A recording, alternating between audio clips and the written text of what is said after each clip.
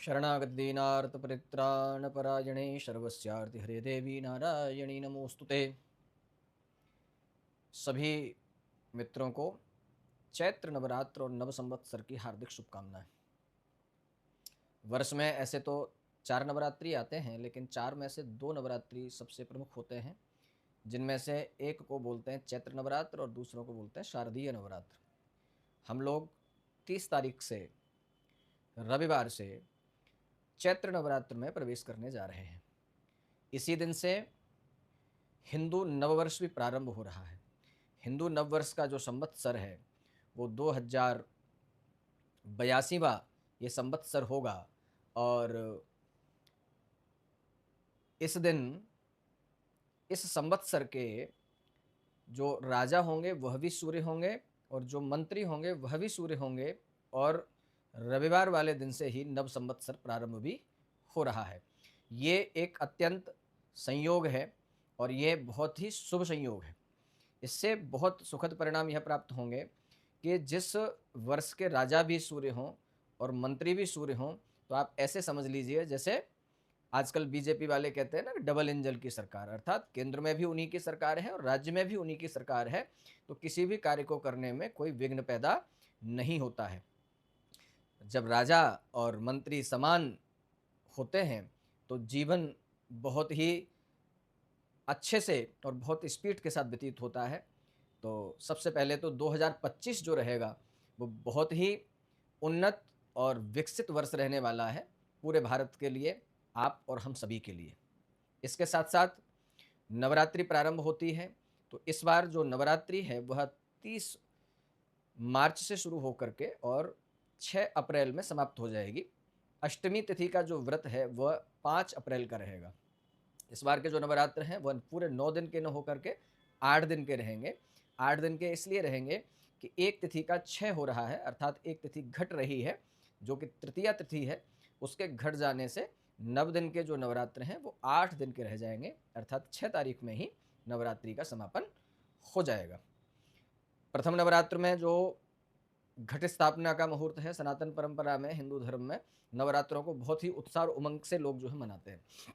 घट स्थापना का जो समय है प्रातः 8 बजे से लेकर के और 12:30 बजे तक का जो समय है वो घट स्थापना का बहुत सुंदर समय रहेगा। इस बीच में आप कलश स्थापना करें और नवरात्रि में व्रत रहने का संकल्प करें। आइए थोड़ी सी जानकारी साधना के विषय में कर देते हैं। तो नवरात्रि में अक्सर व्रत रहना और भगवती के निमित्त पूजा पाठ करना, अखंड ज्योति जलाना, कलश स्थापन करना, ये सब तो हमारे सनातन परंपरा का अभिन्न हिस्सा है ही। लेकिन यदि कुछ लोग चाहते हैं कि उन्हें और उत्तम फल की प्राप्ति हो और एकदम और अच्छे से एकदम वो बूस्ट करें, एनर्जी उनके अंदर और ज़्यादा डेवलप हो जाए, तो उसके लिए सबसे जो उत्तम मार्ग है वो है हवन। हवन अर्थात आरोग्यम भास्करात्मिक्षेत श्रियमिक्षेत हुतासनात् ज्ञानम महेश्वरात्मिक्षेत मोक्षमिक्षेत जनार्दनात्। यदि आपको आरोग्यता चाहिए तो आप भगवान सूर्य की उपासना करें। यदि आपको ऐश्वर्य चाहिए, लक्ष्मी चाहिए, तो आप हवन करें। हवन का जो साइंस है वो यह है कि आप देखिएगा कि जितनी वस्तु, जैसे थोड़ी सी भी वस्तु अगर आप खा करके उसको जितना प्रभावी नहीं बना सकते, उतना उसको जला करके प्रभावी बना सकते हैं। जैसे यदि 1 चम्मच मिर्च अगर किसी को खिला दी जाए तो वह एक ही व्यक्ति को प्रभावित करेगी, लेकिन ये 1 चम्मच मिर्च यदि धुएं अग्नि में डाल दी जाए तो वहाँ बैठे हजारों लोगों को प्रभावित कर सकती है। इससे आप समझ रहे होंगे कि हवन का प्रभाव क्या रहता है। साधना करते हैं लोग, जिज्ञासु लोगों ने, किसी ने पूछा है तो प्रश्न बताते हैं। साधन, साध्य और साधना, ये 3 वस्तु हैं। साध्य वह वस्तु है जिसे हम पाना चाहते हैं। साधन वह है जो उसको प्राप्त करने में हमारा सहयोग करते हैं, जैसे पूजा सामग्री है, स्थान है, आसन है, अन्य तमाम तरीके की जो हमारे पास जो सुख सुविधाएं हैं जिनके आधार पर बिना उनके आप साध्य प्राप्त नहीं कर सकते, उनको कहते हैं। और साधना कहते हैं कि जो क्रिया का टाइम पीरियड है, जिस क्रिया के समय में आप उसे कर रहे हैं उस क्रिया के टाइम पीरियड को साधना कहते हैं। प्रश्न खड़ा होता है कि हम साध्य हमारा क्या है, तो साध्य हमारा इष्ट होना चाहिए, अर्थात जिसकी हम साधना कर रहे हैं वह हमारा साध्य होना चाहिए, अर्थात किसकी प्राप्ति क्या करना चाह रहे हैं, किसकी प्राप्ति करना चाह रहे हैं, अथवा किस ईश्वर की प्राप्ति करना चाह रहे हैं, उसकी प्राप्ति करके उससे आप क्या अपेक्षा रख रहे हैं। यदि आप जो अपेक्षा रख रहे हैं, यह आप जो आपका लक्ष्य है, यदि ये आपका पूर्णतः स्पष्ट नहीं है तो आप कभी साधना में सक्सेस नहीं हो पाएंगे। उसका कारण क्या रहेगा कि आपको पता ही नहीं है कि आपको चाहिए क्या। तो सबसे पहले साधन आपके पास होना अनिवार्य है। साधन होने का मतलब है एकांत स्थान, धूप, दीप, नैवेद्य, और आपके पास आसन माला, गोमुखी पुस्तक, ये जितनी भी व्यवस्थाएं हैं ये व्यक्ति के पास होना अनिवार्य होती हैं। दूसरे क्रम में आता है साधना। तो साधना का अर्थ यहाँ मैं आपको बता दूं, ईश्वर कहीं बाहर नहीं होता है, ईश्वर को माध्यम मान के स्वयं को साधना होता है। स्वयं को साधना माने हमारा जो अंतर मन है, जिसे हम कॉन्शियस, सब कॉन्शियस, सुपर कॉन्शियस जिसे बोलते हैं, उसमें जो चित्त है, अहंकार है ना, जो मन की गति है, उसको एक्यूरेट करना, उसको बैलेंस करना, उसको एक लाइन में लेके आने का नाम साधना है। अब इसमें फिर ईश्वर क्या रोल अदा करते हैं और मंत्र क्या रोल अदा करते हैं? तो ईश्वर यह रोल अदा करते हैं कि ईश्वर पर आसानी से आपका आकर्षण स्थापित हो जाता है, अर्थात आप आसानी से अपनी बुद्धि को एकाग्र करके उनसे समोचित बुद्धि को उनसे जोड़ सकते हैं। यानी कोई तो सत्ता आपको चाहिए। जैसे कुछ लोग, आपने सुना होगा, एक त्राटक विधि होती है। त्राटक विधि में लोग दीप की लो को जो है देखते हैं, अथवा किसी एक बिंदु मात्र पर अपना ध्यान आकर्षित करते हैं। तो वही एक व्यवस्था आप मूर्ति में भी देखते हैं, उसी की प्राण सत्ता में, हृदय सत्ता में आप अपने आप को देखते हैं। तो एक तरफ आप होते हैं और दूसरी तरफ आपका इष्ट होता है, अर्थात साध्य होता है। इधर साधक हो गया, बीच में साधना हो गई, और उधर साध्य हो गया। साधक, साधना और साध्य, प्राप्त करता, प्राप्त का मार्ग और प्राप्ति, ये तीन वस्तुएं हो गई। तो आपको ये मन के और बुद्धि के वेग को इस ओर डायरेक्ट करना है कि वह इधर उधर बिल्कुल भी छिन्न भिन्न न हो करके सीधे साध्य पर केंद्रित हो जाए। तो इसकी जो प्रथम अवस्था होनी चाहिए, वह मैं समझता हूँ जो सबसे उत्तम और सबसे सरल जो विधि है वो भक्ति मार्ग की है। अर्थात आप उसे ध्यान को कहीं एक जगह केंद्रित न करके नाभि पर केंद्रित करें। नाभि का जो ध्यान होता है वो बहुत आसानी से लग जाता है। दूसरे स्तर पर जब आप इसको देखेंगे तो वह ध्यान फिर जो है वो हृदय में सबसे अच्छा लगता है। हृदय का और नाभि का चिंतन बहुत आसानी से, अच्छे से हो जाता है। कभी भी प्रारंभ में आप आज्ञा चक्र पर चिंतन न करें। आज्ञा चक्र पर चिंतन करने से आपकी जो अंतर चेतना है वो भ्रमित हो सकती है और आप परेशान हो सकते हैं, उद्विग्न हो सकते हैं, उच्चाटित हो सकते हैं। तो प्रारंभ में जो अपने इष्ट का चिंतन है वो अपने हृदय में करें। यहाँ एक और समझने का विषय है, वह है कि आपका इष्ट, जैसे मान लीजिए आप माता दुर्गा की ही साधना कर रहे हैं, तो एक ही इष्ट अन्य अन्य रूपों में आपको प्राप्ति दे सकता है। जैसे एक इंसान के भी कई रूप होते हैं। जब उसे क्रोध आता है तब अलग अवस्था होती है, जब वो शांत होता है तब उसकी अलग अवस्था होती है। जब कभी एक ही इंसान भावुक हो रहा है, एक ही इंसान क्रोधी भी हो रहा है, एक ही इंसान जो है बौद्धिक भी हो रहा है, अर्थात प्रत्येक व्यक्ति की जैसे मनोदशा बदलती है, ऐसे ही इष्ट से भी आप अपनी मनोवांछा की प्राप्ति के लिए कामना कर सकते हैं।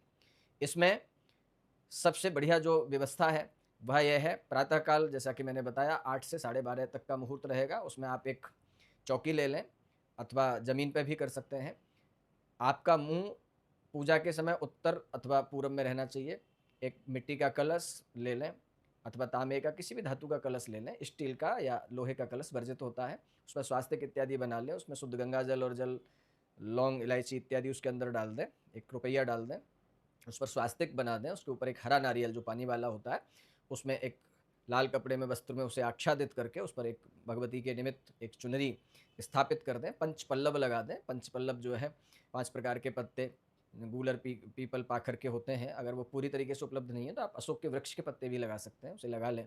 अपने लिए एक आसन ले लें। आसन लेकर के, गोमुखी आसन आपके पास होना ही चाहिए, है ना। और आप सबसे पहले, यदि आपको संस्कृत आती है तो दुर्गा सप्तशती का पाठ करें संस्कृत में। यदि आपको दुर्गा सप्तशती का पाठ नहीं आता है तो आप दुर्गा सप्तशती हिंदी में पढ़ सकते हैं, क्योंकि भावना का प्राधान्य है ना। और अगर आप संस्कृत भी पढ़ रहे हैं और संस्कृत का अर्थ नहीं समझ रहे हैं तो भी वह संस्कृत का उच्चारण व्यर्थ ही है, वो पाठ ही माना जाएगा। अर्थ जब तक पता न हो तब तक विद्या का या मंत्र का कोई भाव या कोई परिणाम प्राप्त नहीं होता है। हिंदी भी पढ़ेंगे उतना ही परिणाम प्राप्त होगा। अगर आप उतना नहीं कर पा रहे हैं तो प्रारंभ में कवच, अर्गला, कीलक इत्यादि जो 3 स्तोत्र हैं उनका पाठ कर लें। कोई और थोड़ा सा एडवांस चाहता है तो वो सिद्ध कुंजिका स्तोत्र का पाठ कर ले, दुर्गा अष्टोत्तर शत का पाठ कर ले, दुर्गा द्वात्रिंशत नामावली एक स्तोत्र है उसका पाठ कर ले इत्यादि। ऐसे पाठ किए जा सकते हैं। कोई पाठ करने में सक्षम नहीं है या नहीं करना चाहता है तो भगवती दुर्गा का जो निवारण मंत्र है, ओम ऐं ह्रीं क्लीं चामुंडाई विच्चे, इस मंत्र का यथोचित आप जप कर सकते हैं। और जो मेरा सबसे प्रिय मंत्र है वह मैं आपको बता देता हूँ, जिसे मैं भी स्वयं भगवती के निमित्त उसका जप करता हूँ और उसका ही जप करता हूँ। वह है शरणागत दीनार्थ परित्राण परायणे सर्वस्यार्थ हरे देवी नारायणी नमोस्तुते। आप इसका अर्थ दुर्गा सप्तशती के 11वें अध्याय का यह मंत्र है, तो 11वें अध्याय में दुर्गा सप्तशती में आप इस मंत्र का जाकर के अर्थ देख सकते हैं। यहाँ अर्थ बताने से वीडियो बहुत लंबी हो जाएगी। मातृभाव में यदि आराधना करेंगे तो मातृत्व प्राप्त होगा, शक्ति के रूप में आराधना करेंगे शक्ति प्राप्त होगी, तामसिक प्रार्थना करेंगे तामस प्राप्त होगा, सात्विक प्रार्थना करेंगे सात्विकता बढ़ेगी, राजसिक प्रार्थना करेंगे राजसत्व बढ़ेगा।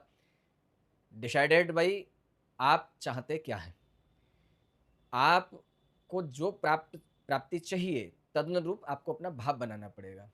उसी तरीके की वस्तुएं पदार्थ भी पूजा में समर्पित किए जाते हैं। विषय बहुत जटिल भी है और ज़्यादा समझने की आवश्यकता मुझे लगता है कि इसमें फिर आदमी गहराई में उतर जाता है और कम ही लोग उसको प्राप्त कर पाते हैं। तो सबसे जो शुद्ध और पवित्र जो मार्ग है और सबसे जो सरल जो मैंने विधि बताई है वह मातृभाव, अर्थात जैसे पुत्र अपनी माँ से समक्ष जितना निश्चल भाव से अपनी माँ के समक्ष जाएगा, प्रार्थना करेगा, उससे प्रेम करेगा, माँ जितनी जल्दी उसकी सुनेगी और जितनी जल्दी उस पर कृपा करेगी, मुझे नहीं लगता बाकी कोई टेक्निकल कोई व्यवस्था उतनी जल्दी काम करती है। जो लोग टेक्निक अपनाते हैं वो एक अलग व्यवस्था है, उसको तंत्र पद्धति भी कहते हैं, उसकी कोई आवश्यकता नहीं है। क्योंकि जब किसी व्यक्ति से आप कोई एक्स्ट्रा एक्सपेक्टेशन रख लेते हैं और उससे कुछ अधिक मांगते हैं तो वो देने के साथ साथ कुछ शर्तें भी आपके साथ जोड़ देता है और उन शर्तों का पालन कर पाना लगभग व्यक्ति के लिए कठिन हो जाता है।